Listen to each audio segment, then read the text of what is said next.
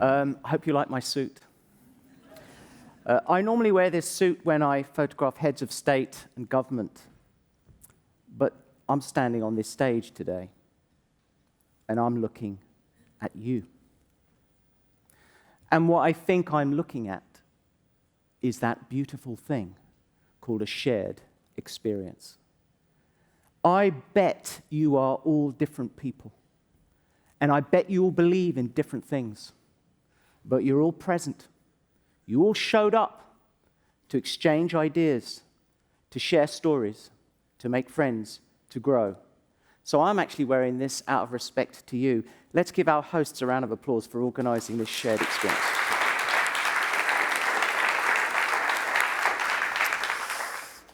So here we are together, but we're distracted by maths myths. Here we are together, but we're divided by tribalism. We've been separated by walls, windows, computer screens, borders, but we're secretly united in our hearts. Or we've quarreled and argued in the past, but now we know we've got a common bond: humanity. So why are we all here today? Maybe we're all looking for a key to unlock this political, economic, social, cultural paralysis. Maybe the answer is in a little word: empathy. Empathy is not just walking in someone's shoes or feeling someone's pain. Empathy is the secret ingredient for making a human connection. So I want you to open up your hearts and open up your minds. In times of confusion, we must not lose our capacity to dare to be kind to somebody. So with your permission today, I'm going to take you on a little journey through power as I've been privileged to see it. And you could say, it starts here. I took this picture 24 minutes after a young Senator, Barack Obama, first announced he's going to run for president. And it marks the beginning of a very complicated journey all the way to the top of the power pyramid. I was in his office in Chicago, and I said to him, Senator, my mum thinks you're great. And she hopes you make it to the White House, but all her friends and neighbors in London tell her that your chances are very slim. He leans forward and says, "Tell your mama I said hi." It's so fantastically American. But that's not necessarily the real Obama. Maybe this is the real Obama. He's much more cautious than we all expected from that early charismatic presidential campaign. He likes to weigh up all the options in the room before he even thinks of making a decision. And I remember on his desk that day, there was a self-help book he was reading. It was called Be Quiet, Be Heard: How to Raise Delicate Issues with an Opponent and Still Find Common Ground. Essentially, how to compromise. Very interesting. So he gets elected, and I get invited to the White House to do this. This has got nothing to do with politics. This is a cultural moment in American history. We'd never had an African-American lady as our first lady before. This picture now hangs in the Smithsonian. Now, I don't know about you, but before a big day, you might get a little nervous. Well, when I'm nervous, I get socially clumsy. Know what I mean? So in this day, in this illustrious room in the White House, chandeliers a bit like this all around, she was surrounded by a hair and makeup team, making her look perfect. And she had a fashion stylist fixing the watch. And I picked up my camera, and in my clumsiness, I shouted out, "Right, my love, I want your soul. Give it to me." Silence in the room. I'm sure the hairdresser almost dropped the hairspray in shock. And as I took this picture, this look came over her face, the eyebrow raises, as if to say, "How dare you?" But I quite like it at the same time. So then I realized what I just said, and I said, "My goodness me, I'm an Englishman. And in England, we invented being polite. Americans do it better now, but we invented it. And here I am in the White House calling you my love and demanding your soul, and you're the First Lady. Please forgive my atrocities." She stands up, gives me a hug, and whispers in my ear, "Platon, when all is said and done, I'm just Michelle." This is Pussy Riot. You probably know them as the hardcore feminist punk rock group who spoke truth to power against Putin's excessive nationalism. And consequently, they were put in a Siberian prison for 2 years.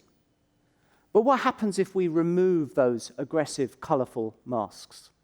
You see something different. This is Nadia and Masha after they were released from prison. Look at their faces. You can feel the price, the heavy price they paid for women's rights and LGBTQ rights in Russia.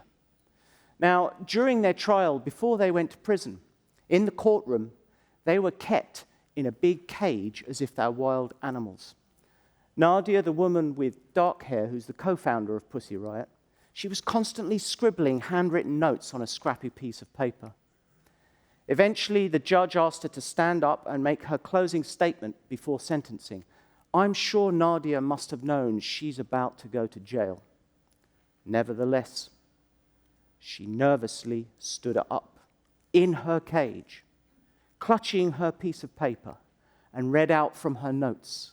And what she said, I believe, will go down as one of our generation's greatest speeches. She said, I wouldn't give people labels. There are no winners or losers here, injured parties or accused.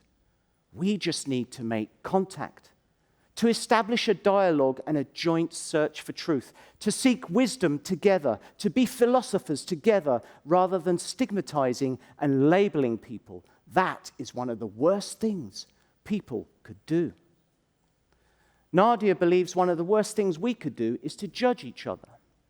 Maybe we should be less judgmental and more curious. When you look at one of my pictures, you might find yourself making judgments about these people. So what happens if I remove your capacity to do that? What happens if I take away 95% of the picture, leaving you with just 5%, a tiny part of the face that you can't even recognize, but it might just be the window into someone's soul? The eye. Whose eye is this? Is it someone you love? Or is it someone you hate? It belongs to this man. While we look at this man, I'd like to pay tribute to all the brave people who fight for human rights and freedom, not just in Ukraine, but all around the world, including this country too. Those who are defenders of human rights. Can we give them a round of applause, please?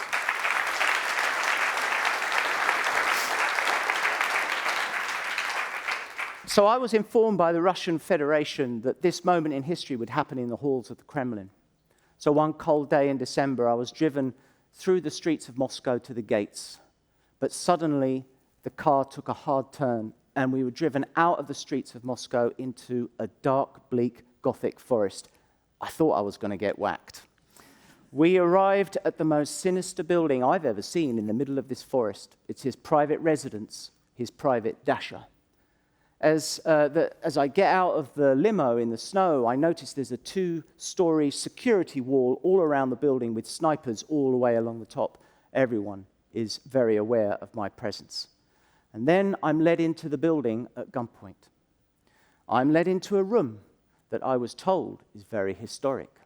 This is the room, I was told, where they dissolved part of the Soviet Union. And now it's Putin's office. So I waited, the doors open, and in comes a giant entourage with Putin. He's got 2 translators who constantly whisper into his ear, a whole team of political advisors, and a gang of bodyguards. I nervously said to him, Mr. President, before we begin, I have a question to ask you. I said I was brought up by my mum and dad listening to the music of the Beatles, and I would like to know if you ever listened to the Beatles. They translate in his ear. There's some confusing looks amongst the entourage. And then his mood drops. And in Russian, he orders the 2 translators and all his advisors out of the room immediately. The bodyguards stay. And then Putin turns to me. And in perfect English, he says, "Oh my God, I love the Beatles." I said, "I didn't know you spoke English." He said, "I speak perfect English." I said, "In that case, who is your favorite Beatle?" He said, "Paul." I said, interesting. What's your favorite song? Back in the USSR? He didn't like that one very much at all. And then he said, no, my favorite song is Yesterday. Think about it. And I thought about it. And I realized I'm being sent a subliminal message about the old days of power and authority of the Soviet Union through a Paul McCartney song. Now, that connection I had with him allowed me in. And that's how I got the truth. The truth is that this is the face of power and authority in Russia. And then he performs power for me in his chair. Whose eye is this? Is it someone you love? Someone you hate? It belongs to this man. So when I took this picture, it was at the General Assembly at the United Nations in New York, and we were surrounded by the world's power system. He kept whispering to me, Platon, make me look good. But within a year of taking this picture, I was to take another picture of him that would be very different under very different circumstances. Many months after this, his father died, and his father was his absolute hero. You could say he's his mentor as well. And he was devastated. So I was invited to Netanyahu's home in Jerusalem to photograph him as he's coming out of mourning. I would be the first person he would meet officially. And that day, I took this picture. It's the same white background, same suit, same man, different atmosphere and emotion.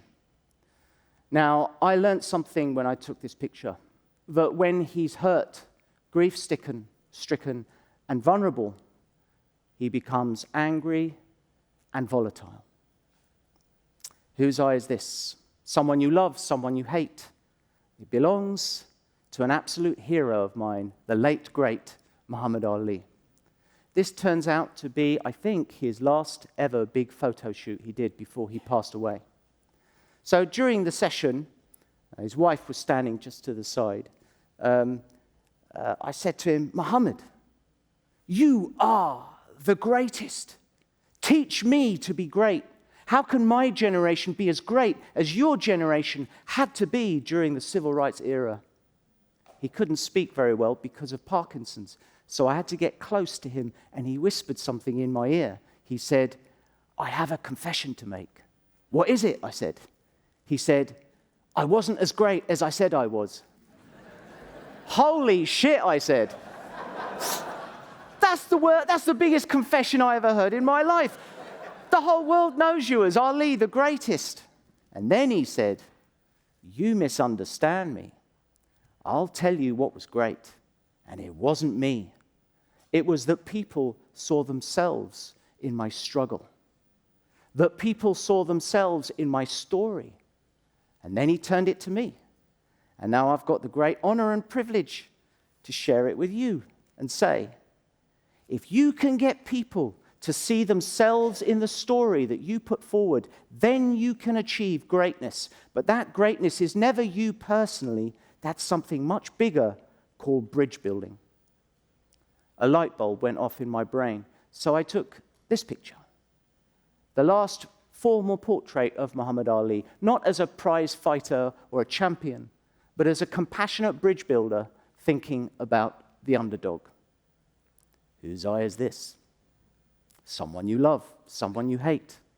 It belongs to a different type of underdog. Everybody calm down. What can I tell you about Donald Trump? Well, when he walked into the room in Trump Tower when I did this, I said, Donald, let's be human with each other just for a few moments. I said, we've all followed your career. No one can doubt it's an extraordinary career path you've had. But there's always something about you. There's always an air of tension and controversy about things you say and do in public. And I'm sure that's intentional on your part. But it feels to me as if you're in the middle of an emotional storm. Personally, I couldn't live with that anxiety all the time. So I would like to know how you weather the storm. He calmly looked at me and he said, I am the storm. I had those words ringing out in my brain through the election campaign, through his presidency, then his post-presidency. Now we're in another campaign, and I keep thinking to myself, maybe there's only one person who can navigate perfectly through the storm. That's the creator of the storm. The eyes are watching us. But how do we use our eyes? Do we look or do we see? When you look at this picture, you might find yourself thinking about the politics of war. But when you meet the person in this picture, you get to know Jessica. Jessica holds a flag they draped over her husband's coffin, who had recently died fighting in Iraq for America. I took this picture in her home. She has his wedding ring around her neck on a chain.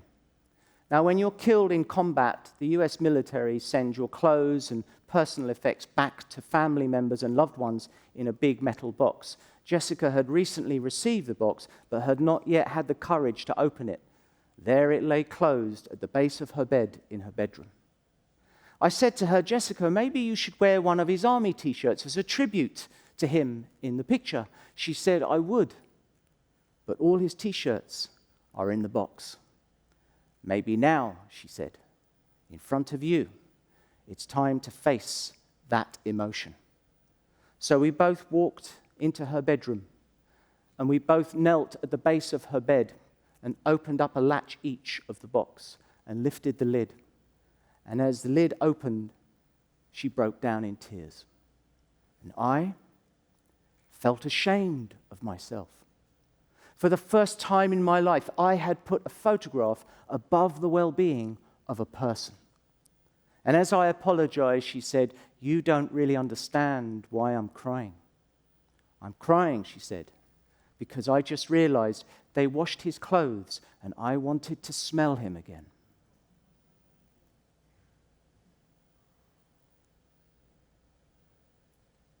Did you feel that?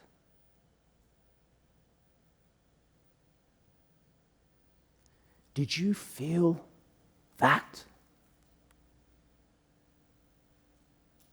If you felt that, then something beautiful just happened.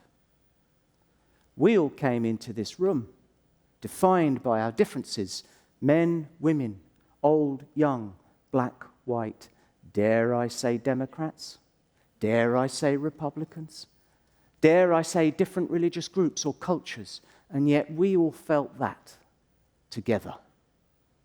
What we felt is compassion. Compassion for someone you've never even met. That's the power of human connection, and that's why we will not go down as the generation of connectivity that disconnected itself. No. Oh, I think we're going to rise up. I think we're going to rekindle the spirit of optimism. It seems to me they underestimated our love and respect for each other's humanity. Whose eye is this? Someone you love, someone you hate. It belongs to a man who was robbed of the power of human connection, but he refused to be a cynic, and his name is Professor Stephen Hawking. Like Ali, he was very ill when I took this picture, and like Ali, this would turn out to be his last ever photo shoot before he passed away. His whole body had essentially shut down. In fact, there was only one muscle that still worked, and that was underneath his eye.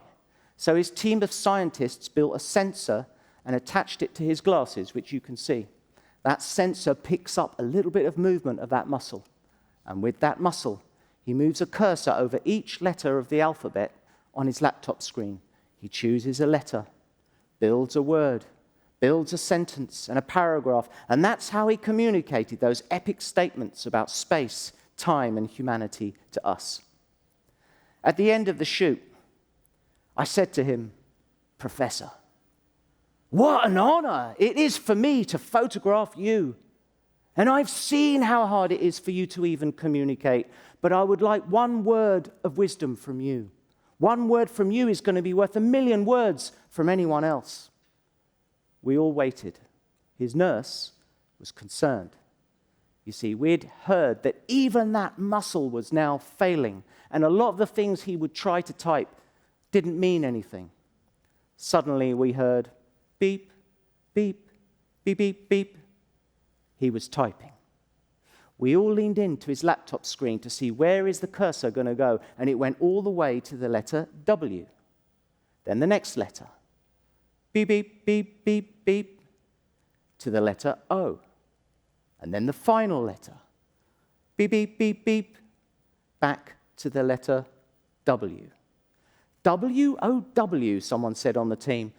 That's nonsense, doesn't mean anything. What the hell does that mean? And I said, hold on a minute.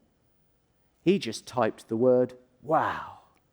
He just gave me a word my kids would use about the beauty and majesty of life. And isn't it amazing how the man who faces so much physical adversity still looks at the world through the eyes of wonder? At this moment, his nurse said, he's exhausted. I'm going to take off his sensor. I'm going to rest his eyes, replace his glasses with his dark sunglasses. And then I saw it. A vision of a badass rock star of hope, and I took this picture. This is my tribute to a legend of our time, a man who believed that connection equals compassion. So I'm not going to leave you with an answer. I'm going to leave you with a question. Are we to be bystanders, like moths dancing around somebody else's flame? Or are we to be upstanders and we light the darkness ourselves with our own torch of compassion? Because when there is light, we see each other as we really are, not as strangers or opponents, but as creative partners. And together, we earn the respect of history and transform this chaos into a beautiful cosmos. Thank you for listening to me, and good luck to you.